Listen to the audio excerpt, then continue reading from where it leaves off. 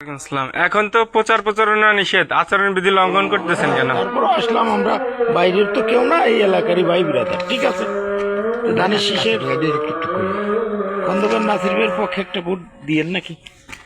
না, আমি মিথ্যা প্রতিশ্রুতি দিতে পারবো না। আচ্ছা ঠিক আছে, দোয়া করি। এবার আচ্ছা দোয়া করতে পারবো না, দোয়া করব এবার দাড়ি পাল্লাই ভোট দেবো ইনশাল্লাহ।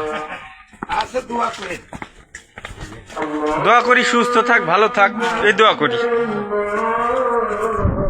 প্রচার প্রচারণা করতেছেন এই যে খন্দকার নাসির ইসলামের প্রচার প্রচারণা করতেছে।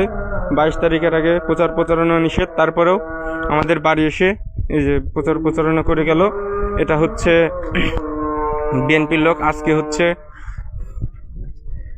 তারিখ হচ্ছে আজকে